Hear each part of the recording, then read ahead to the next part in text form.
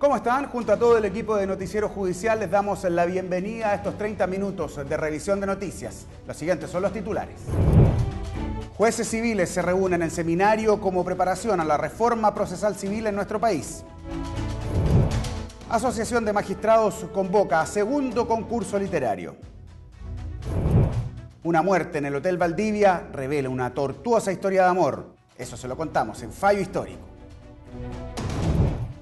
Incentivar la creación cultural y la actividad literaria es lo que se ha planteado el Departamento de Artes y Cultura de la Asociación Nacional de Magistrados. Es por esto que se llamó al segundo concurso literario, orientado para jueces y juezas del Poder Judicial. El objetivo es fomentar los jueces escritores. Abierta está la convocatoria para el segundo concurso de jueces en la literatura, organizado por el Departamento de la Arte y Cultura de la Asociación Nacional de Magistrados. La iniciativa está dirigida a todos los miembros del escalafón primario del Poder Judicial con la finalidad de fomentar la creación artística. La temática es libre y no solo debe tratarse sobre temas jurídicos. El ministro de la Corte Suprema de Justicia, Carlos Arangui, se ha dedicado a escribir cuentos y poesía y será partícipe de la actividad literaria. Ahora que hay un concurso literario patrocinado por la Asociación de Magistrados y con un muy buen jurado, yo les recomiendo que hagan valer esta otra faceta que es tan importante, que significa el juez ya inserto en la cultura. Los ganadores pueden acceder a premios que van desde los 350.000 pesos el primer lugar, 250.000 el segundo y 150.000 el tercero. Además, los cuentos premiados más las 6 menciones honrosas serán compilados en una antología de cuentos. Los resultados se darán el 15 de septiembre y la ceremonia de premiación se realizará en la próxima Convención Nacional de Magistrados que se realizará en Arica. Los textos literarios deben ser enviados hasta la medianoche del 25 de julio y luego los participantes deberán remitir su trabajo a la sede de la Asociación Nacional de Magistrados. El concurso busca contribuir a la socialización de las destrezas artísticas de los magistrados y fortalecer la creación cultural. Con el fin de realizar un acercamiento entre la academia y los magistrados, se realizó el primer Congreso de Jueces y Juezas Civiles en nuestro país. Una jornada donde se reflexionó sobre el proyecto de la nueva reforma civil. El Instituto de Estudios Judiciales fue el centro neurálgico donde se reunieron magistrados de todo el país para participar en el primer Congreso de Jueces y Juezas Civiles de Chile. La iniciativa fue organizada por las asociaciones de magistrados de Santiago, la Mesa de Jueces y Juezas Civiles, el Instituto de Estudios Judiciales y la Corporación Administrativa del Poder Judicial. Para la jueza Lidia Poza, organizadora de este seminario, el evento, que contó con expertos nacionales e internacionales, tuvo la finalidad de entregar insumos en materia jurídica para los jueces y también fortalecer la labor académica. Estaba direccionada a prepararnos para la reforma procesal civil que viene pronto. Sin embargo, dentro de ese mismo esquema hemos comprendido que uno de nuestros puntos débiles es este alejamiento que históricamente hemos tenido de lo que es la academia, ¿no? En este encuentro se abordaron temáticas que fueron desde el análisis del derecho económico hasta la resolución de contratos. Asimismo, el ministro Rodrigo Cerda de la Corte de Apelaciones de Concepción y presidente de la Asociación Nacional de Magistrados valoró la iniciativa. El ideal es capacitar e ir formando la idea de la reforma con tiempo y no que los jueces se capaciten después de que exista la ley y cuando ya tengan que asumir las funciones. Durante 3 días, los magistrados se instruyeron sobre materia jurídica buscando prepararse para la nueva ley procesal civil. El primer congreso fue considerado un éxito para los organizadores, quienes buscan seguir replicando este tipo de iniciativas. Invitada como conferencista al primer seminario de juezas y jueces civiles, la magistrada civil de primera instancia de Miami, Estados Unidos, la magistrada Gladys Pérez, nos introduce en su experiencia en los juicios orales, permitiendo tener una nueva perspectiva de lo que podría suceder en nuestro país. Mire, por favor, la entrevista que preparamos esta semana aquí en Noticiero Judicial con el periodista Julio Mundaca.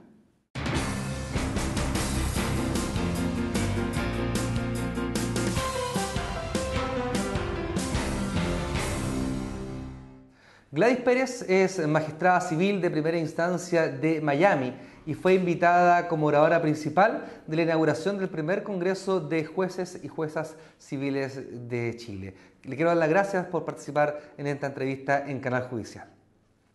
Gracias a ustedes por su invitación.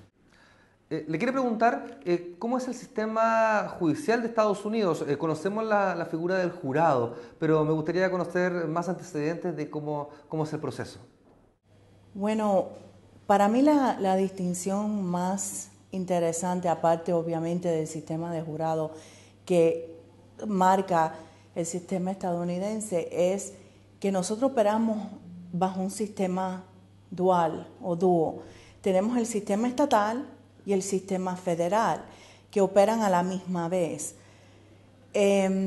Los dos tienen sistemas judiciales independientes, igual que hay el Congreso y la legislatura estatal, y el gobernador y el presidente de la República.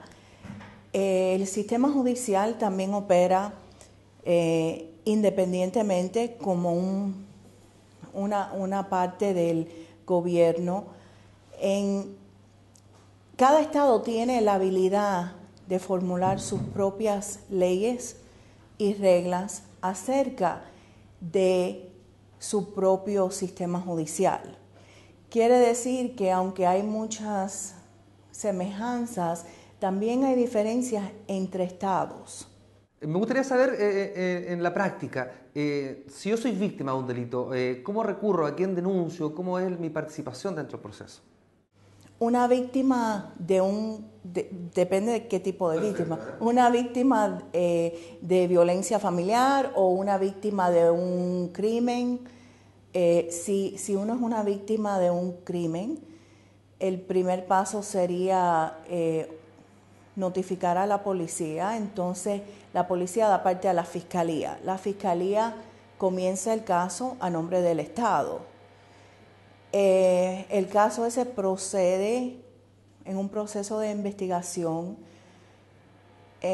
Usualmente en los casos penales tenemos los acuerdos y tenemos varios métodos de diversión que llamamos. Depende de los antecedentes penales de la persona, la gravedad del caso, etcétera, etcétera. El caso eventualmente, depende de qué complejo sea, de la gravedad, puede ser que llegue a un juicio. Los juicios penales casi siempre son con jurado. Pero una minoría de los casos penales en sí llegan a esa etapa donde van a un juicio formal, porque usualmente se resuelven ante de ese momento. Si el Estado no tiene suficiente prueba, puede ser que dejen los cargos, porque el cargo de prueba siempre cae en el gobierno. Usted, dentro de su intervención en el seminario en el Congreso de Jueces y Juezas Civiles, dio un concepto que me gustaría que pudiésemos ahondar. Usted habló que la oralidad brinda la vigilancia al actor público. ¿De qué se trata esta reflexión? Bueno, eso es algo que yo creo que cuando uno está ejerciendo siempre es un poco una causa de temor, estar en la vitrina, en una vitrina donde los ojos de la sociedad están sobre uno. Pero cuando uno asume este cargo, tiene que darse cuenta que la sociedad ha depositado una gran confianza en que uno va a ejercer ese poder de una manera ética, de una manera justa, de una manera que brinde igualdad de leyes a los ciudadanos. Entonces, el sistema de oralidad sirve como un método donde se puede observar y ser testigo a que en sí el actor gubernamental esté efectuando y esté ejerciendo y utilizando ese poder apropiadamente.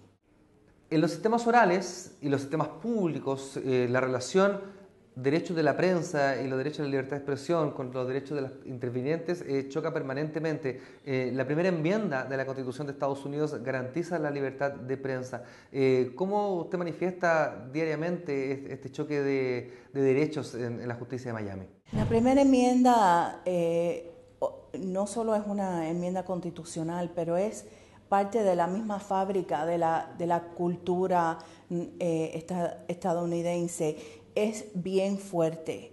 La libertad de expresión, la libertad de religión y la libertad de la prensa, que todos están parte de la primera enmienda.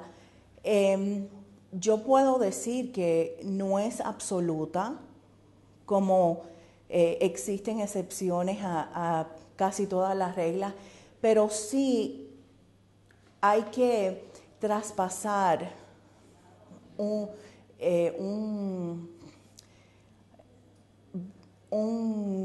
camino bien fuerte para pisar la primera enmienda. Por ejemplo, las audiencias son públicas.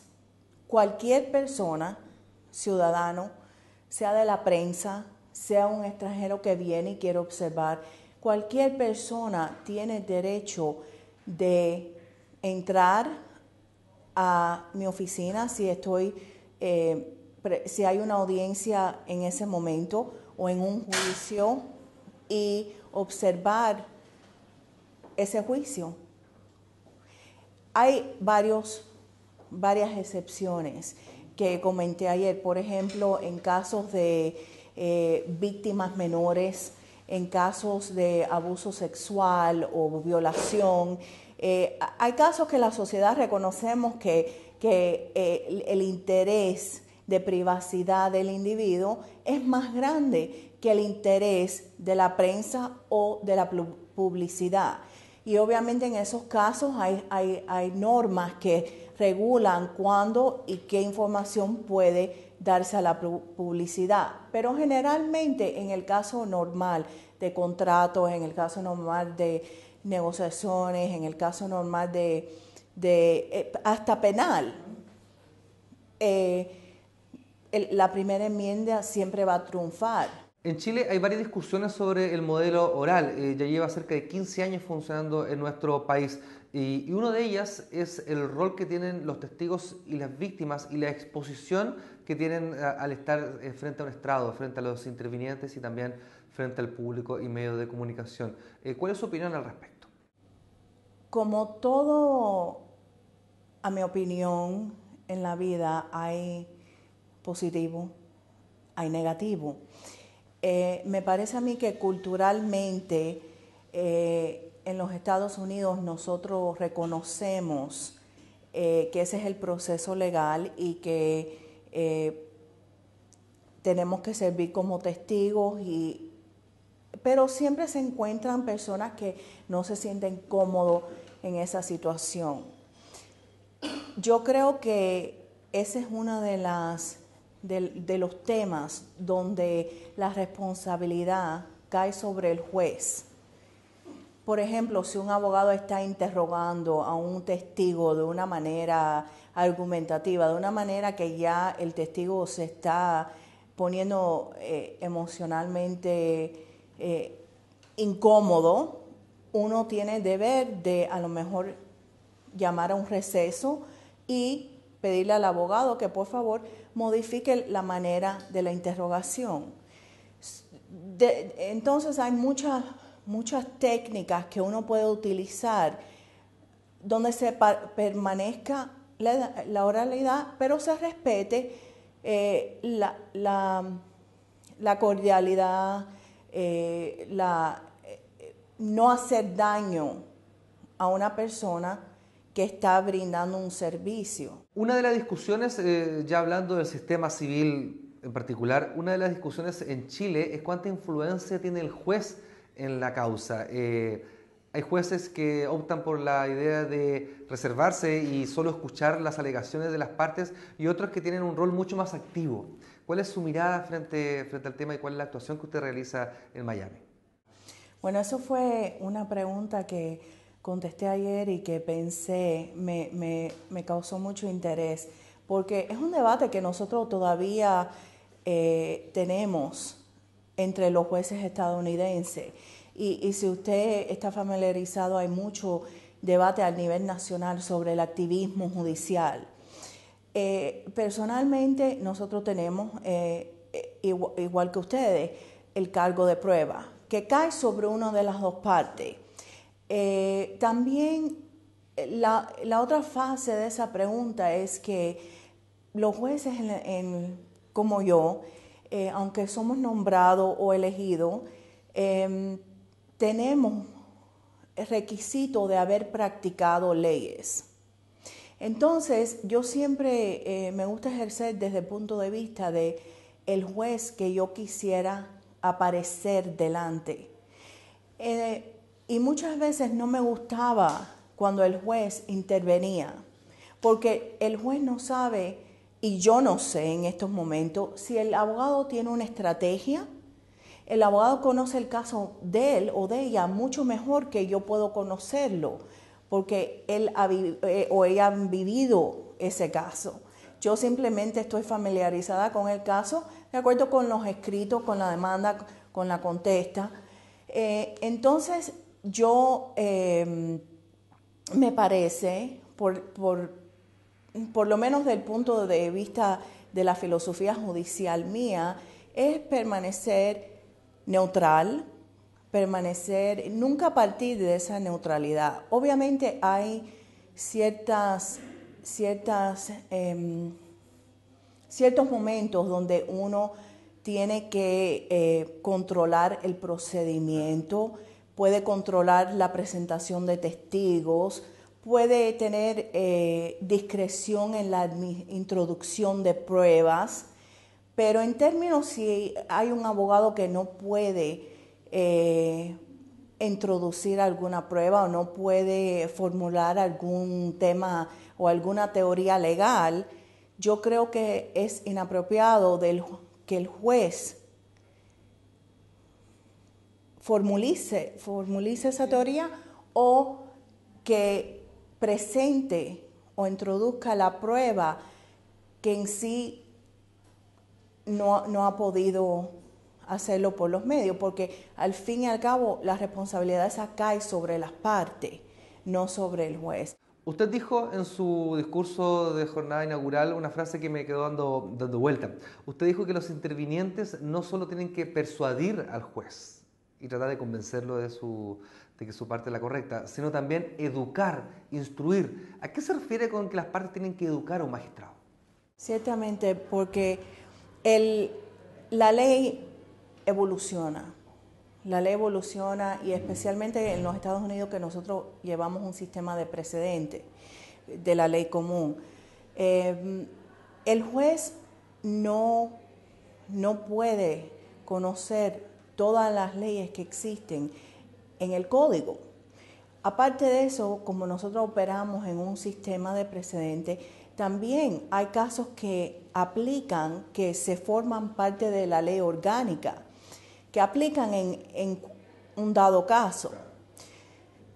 La responsabilidad de presentar eso a la corte cae en los abogados. Entonces, me parece que el rol del abogado es ciertamente persuadir al juez que obviamente falle en su favor o encuentre en su favor, pero también educar al juez de las leyes que aplican, los casos, los antecedentes que aplican, y también de cómo este caso va a implicar o qué implicación va a tener esta decisión en otros casos. Así que sí, yo creo que hay un proceso de educación y yo por lo menos estoy sumamente agradecida cuando el abogado se involucra en esa tarea, porque me parece que estando abierta a ese proceso cristaliza el razonamiento legal y uno puede llegar a una decisión más correcta con toda la información que se le brinda. Por último, usted nos contó, nos adelantó que en Estados Unidos están las elecciones de los magistrados. Me gustaría, por favor, brevemente, para terminar esta entrevista, que usted nos cuente cómo es un proceso eleccionario de jueces en Miami.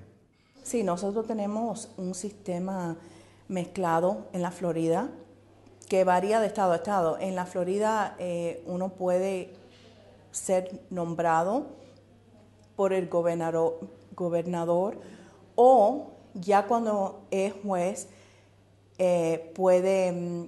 uno puede ser contrincante de un juez siempre y cuando haya sido un abogado que ha estado en práctica más de 5 años,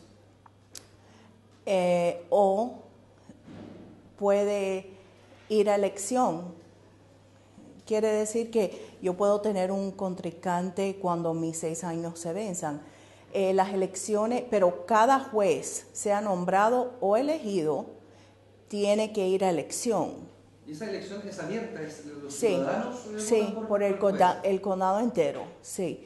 Entonces, y es una elección plena, como si fuera para cualquier otro oficio público, con recaudaciones de fondo, con carteles, voluntarios, etcétera, etcétera.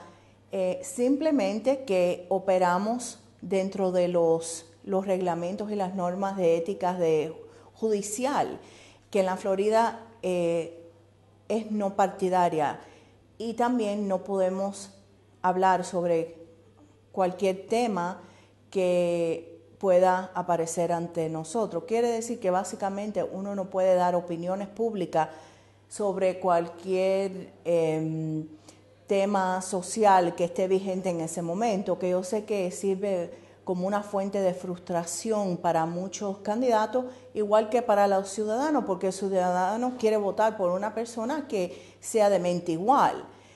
Es bastante difícil, pero uno tiene que cordialmente decirle que desafortunadamente por las reglas de éticas judiciales no podemos dialogar sobre temas que puedan ser casos que tengamos que decidir, pero puedo educarlos sobre mis calificaciones judiciales.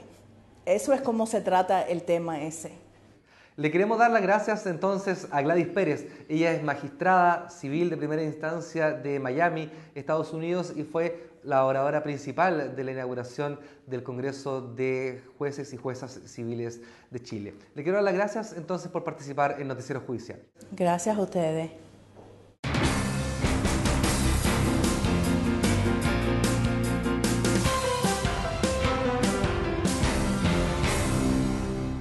En promedio, una posesión efectiva puede demorar 35 días en tramitarse en el registro civil o un plazo de 3 meses cuando ésta se lleva a tribunales. 2 lugares donde desde el 2003 la ley establece que deben presentarse estas acciones. ¿Cuándo este trámite debe hacerse en uno o en otro lugar? Es parte de lo que responde la cápsula ciudadana de esta semana. ¿Qué hacer para obtener una posesión efectiva? La posesión efectiva es una resolución que puede dictar el registro civil o un tribunal y busca acreditar quiénes son los herederos de los bienes de una persona fallecida. Cuando no existe testamento, se puede tramitar en cualquier oficina del registro civil del país, no importando cuál sea su monto. Basta con presentar un formulario en el que se individualizan los herederos con nombres y apellidos, roles únicos nacionales, domicilio y la calidad en que heredan. El formulario se encuentra disponible en el sitio www.registrocivil.cl. En caso de existir deudas, estas deben estar documentadas. El valor de este trámite depende del monto de la herencia. Por ejemplo, aquellas de hasta 15 unidades tributarias anuales no pagan, mientras aquellas por sobre las 45 pagan 2,5 unidades tributarias mensuales. Cuando existe un testamento, la posesión debe ser tramitada de acuerdo al procedimiento judicial ante el juez del último domicilio de la persona fallecida. Basta que solo un heredero solicite la posesión y serán incorporados todos. Para iniciar el procedimiento, se necesita el patrocinio de un abogado que ingresará el escrito ante el tribunal. El registro civil debe señalar si existe algún heredero que no está mencionado en la solicitud. y luego el juez que revisa el caso dictará un auto de posesión efectiva donde ordena realizar un inventario de los bienes de la persona fallecida, que luego se envía al Servicio de Impuestos Internos para determinar si la herencia paga o no impuestos. Una vez listo el informe de impuestos internos, de existir bienes inmuebles, el juez ordenará inscribir en el conservador de bienes raíces el testamento y la propiedad a nombre de todos los herederos. Una vez realizada la posesión efectiva, los herederos tienen la autonomía para decidir sobre los bienes.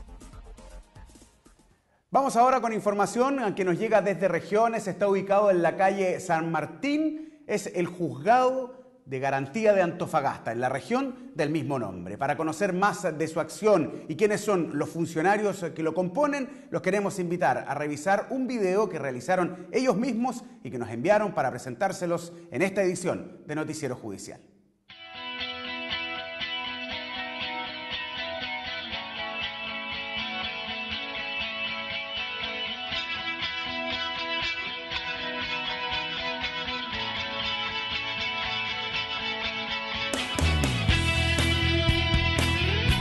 Hola, buenas tardes. Mi nombre es César Rodrigo Escobar. Soy el administrador del Juzgado de Garantía de Antofagasta, cuyas jurisdicciones sobre las comunas de Antofagasta, Mejillón y Sierra Gorda, y lo componen 7 jueces. Pero yo quiero darle la lata y lo invito a que conozcamos al resto de los funcionarios que trabajan en este tribunal. ¿Me acompañan? Vamos a ingresar a las unidades de atención de público y notificaciones, ¿ya?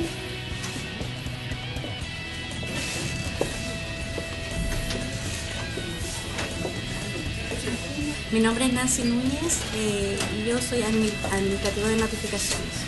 Hola, mi nombre es Fabián Valdenegro y trabajo en la unidad de notificaciones y salgo a terreno notificar. Mi nombre es Mira Picón y soy jefa de la unidad de atención de público y notificaciones. Hola, mi nombre es Javier Arena y también soy funcionario de la unidad de atención a público y notificaciones.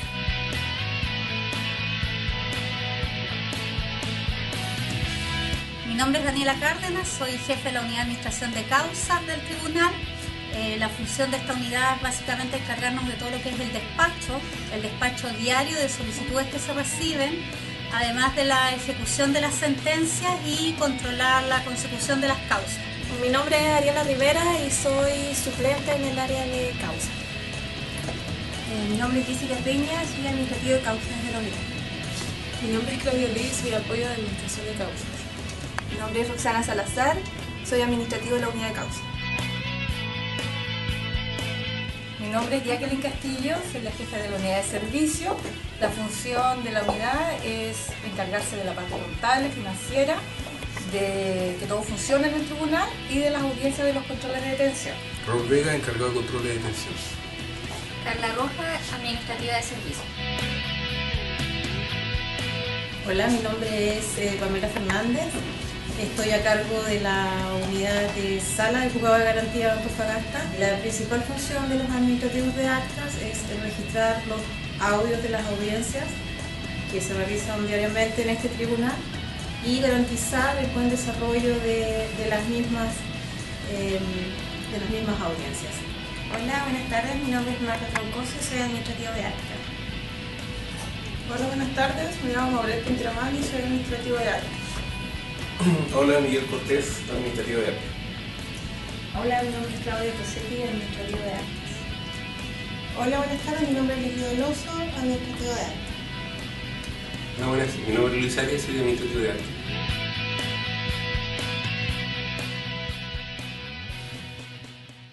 Vamos a continuar con otras informaciones. El día 3 de enero del año 2006, Perú oficializó ante Chile la solicitud de extradición de Alberto Fujimori, acusado de delitos de corrupción y crímenes de lesa humanidad. El año 2007, la Corte Suprema de nuestro país aprobó la extradición del exmandatario peruano. ¿Qué fue lo que permitió esta extradición? ¿Qué elementos se deben considerar? Es lo que le explicamos a continuación en la cápsula educativa. La extradición en el ámbito judicial es el proceso que impulsa una autoridad estatal al entregar un sujeto a otra nación para que esas autoridades puedan desarrollar un proceso en contra del individuo en cuestión y o para que pague en el territorio una sanción ya establecida. Así existen dos figuras en la extradición: la activa, que es el acto de petición del país requiriente al país donde se encuentra el individuo, y la pasiva, que recae en el Estado captor o poseedor de la persona requerida. Un Estado tiene la obligación de aceptar la extradición de un país extranjero cuando ha firmado un tratado internacional con el país que solicita la acción. Si no existe tratado, el Estado puede decidir si la acepta o no. En general, los tratados de extradición piden que el Estado solicitante demuestre un motivo para llevar a juicio a la persona, o bien que el delito que se imputa esté tipificado como tal en la legislación penal de ambos países. Pero, ¿qué sucede cuando se solicita este acto a un nacional que se encuentra en su propio país? La mayor parte de los tratados en vigor presenta limitaciones, y una de las más importantes es la nacionalidad de la persona. En general, la mayoría de los estados niega la extradición de sus propios nacionales. Frente a esto, el derecho internacional, si bien no obliga a realizar la extradición de los nacionales, sí solicita enjuiciamiento al sujeto y posteriormente la comunicación del fallo al estado solicitante. La siguiente historia trata de un amor imposible que se transformó finalmente en un crimen pasional que conmocionó a Santiago y a todo el país en el año 1974. Una pareja de amantes selló un pacto secreto que terminó con una mujer muerta y un misterio que tardó meses en resolverse. Es el fallo histórico de esta semana. El antiguo Hotel Valdivia, conocido como un recinto que albergaba a parejas de enamorados y que hoy se encuentra en ruinas, se transformó en el escenario de uno de los crímenes más recordados de los 70. Este es el asesinato en el Hotel Valdivia.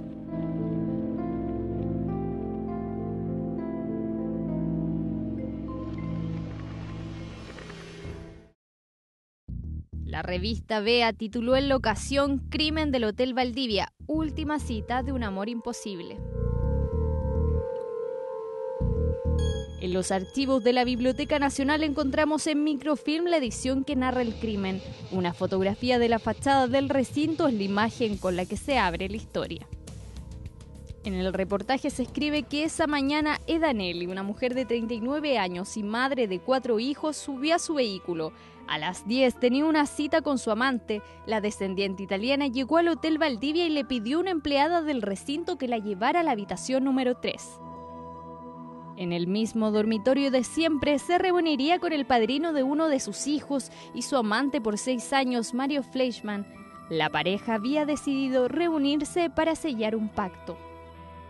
Poco se sabe qué pasó en ese encuentro. Los trabajadores del hotel vieron que el hombre estuvo pocas horas y se fue avisando que regresaría. Fleischmann se dirigió a su casa, le entregó dinero a su esposa aclarándole que la dejaría para siempre. De regreso al hotel, el amante llamó a la policía diciendo que había encontrado a Nelly muerta. En el cuartel de investigaciones se alertaron ante la llamada, se dirigieron al hotel y exigieron que Fleischmann abandonara la habitación, pero sus llamadas fueron en vano. Es por esto que un policía derribó la puerta y se encontró con un horrendo escenario. El imputado llega relata una primera historia de la policía y luego, con los procesos de investigación que se realizan a posteriores, el tipo termina por confesar que es el autor. Pero sin lugar a duda, su confesión fue la herramienta principal para poder aclarar este caso. Fleischmann estaba con un revólver en la boca y a su lado Eda Nelly, muerta en la cama con una herida bala en la sien izquierda. El hombre decía que no lo había matado, que ella lo había hecho. Finalmente, luego de meses, el autor confesó el delito. Asimismo, aclaró que ambos tenían un plan de suicidarse desde la Navidad del año anterior. Si fue cierto o no, nadie pudo comprobarlo. El misterio fue resuelto y presentado en el 8º juzgado del crimen de Santiago, donde se dictó la condena al autor del macabro asesinato. Hoy día el femicidio, hay una nueva figura legal, que es el femicidio, que castiga muy severamente al imputado de estos delitos.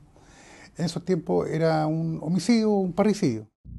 El caso del Hotel Valdivia no podría calificarse como femicidio en la actualidad, ya que la ley 20.480 que sanciona estos crímenes detalla que para hacerlo la víctima debe ser o haber sido cónyuge o conviviente del autor. ¿Cuáles fueron los principales fallos y noticias que ocurrieron esta semana en torno al Poder Judicial? Se los presentamos en el siguiente bloque de contingencia. La Comisión de Visita de Cárceles de la Corte de Apelaciones de Santiago emitió su informe semestral del estado en que están los recintos penales de la capital. Los mayores inconvenientes encontrados están dados por problemas con el agua potable y falta de cuidado en la atención de salud en uno de los recintos. Sin embargo, destaca las iniciativas tendientes a mejorar la gestión, especialmente del Centro de Detención Preventiva Santiago Sur, ex penitenciaría, y la ampliación de plazas en Santiago 1. La Corte de Apelaciones de Santiago ratificó la absolución en favor de Oscar Aitken en la investigación por el delito tributario derivado de la causa en contra de Augusto Pinochet Ugarte en el llamado caso Rix.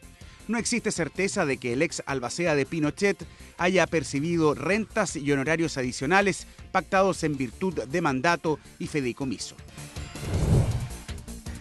La Corte de Apelaciones de Santiago rechazó en forma unánime el recurso de protección que fue presentado por comunidades indígenas y asociaciones de productores en contra del ingreso a nuestro país de palta Hass provenientes de Perú. El permiso de internación del producto agrícola fue autorizado por el SAC, concluyendo el fallo que el organismo ha adoptado las medidas que resultan necesarias para impedir el ingreso de plagas o enfermedades que pongan en riesgo el país. La Corte Suprema, en fallo unánime, acogió el recurso de unificación de jurisprudencia presentado por profesores dependientes de la Municipalidad de Laja, en la región del Biobío, a quienes les había negado el pago de la subvención adicional especial, que fue entregada a los profesores dependientes de las corporaciones municipales de educación de todo Chile. El pago deberá realizarse considerando los reajustes e intereses desde que se debió iniciar el pago. Y con esta noticia culmina una nueva edición de Noticiero Judicial. Como siempre, muchas gracias por sintonizarnos en esta media hora de noticias. La invitación es a que nos sigan día a día y semana a semana en las plataformas web del Poder Judicial. Que estén muy bien.